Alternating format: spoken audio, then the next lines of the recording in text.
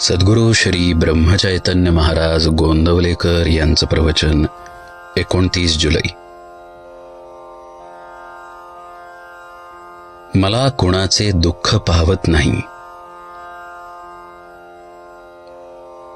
पुष्कळ मंडळी यावीत, आलेल्याला खायला घालावे आणि भगवंताचे नाम घ्यावे. या 3 गोष्टी मला फार आवडतात.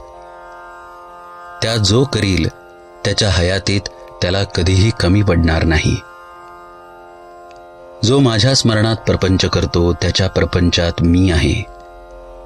माझ्या माणसाने प्रपंचात हेळसांड केलेली मला आवडायची नाही. उलट इतरांच्या पेक्षा त्याने जास्त दक्षता दाखवली पाहिजे.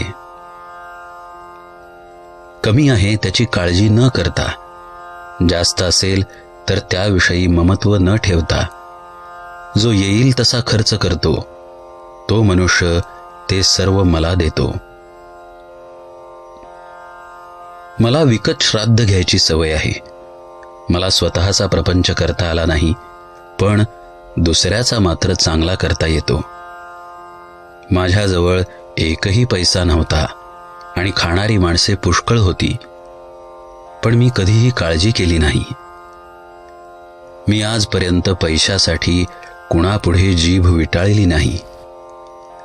उद्या जर कुणी 1,00,000 रुपये माझ्या नकळत माझ्या उशाशी आणून ठेवले तर मी ते विष्ठेसारखे बाजूला सारीन आणि स्वतःच्या श्रमाने 4 आणे मिळवून पोट भरीन. मला आवडते की एक लंगोटी घालावी, मारुतीच्या देवळात राहावे, भिक्षा मागावी आणि अखंड नाम घ्यावे. हे करायला कोण तयार आहे? मी आपला नामाचा हट्ट कधी सोडला नाही. मी जरी जास्त गरिबांचाच आहे तरी मला प्रपंचात कधी दैन्यपणा आवडत नाही.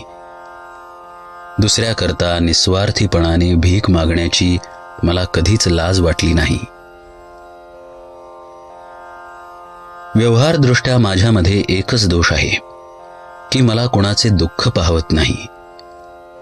माझ्यामध्ये प्रेमाशिवाय दुसरे काही सापडायचे नाही.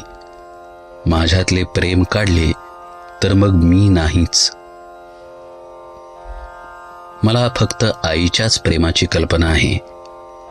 माझ्याकडे येणाऱ्या माणसाला माहेरी आल्यासारखे वाटले पाहिजे. तो परत जाताना त्याच्या डोळ्यात पाणी आले पाहिजे.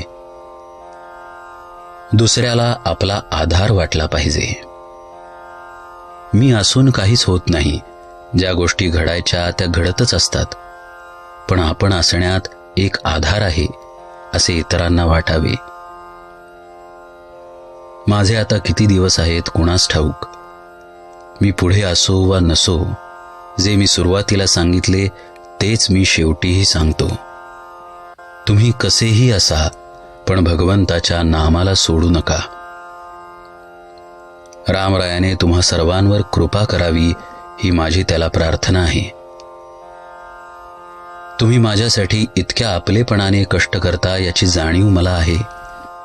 या कष्टांचा मोबदला रामरायाच तुम्हाला देईल. तुम्ही सर्वजण आनंदात राहा, हा माझा तुम्हा सर्वांना आशीर्वाद आहे.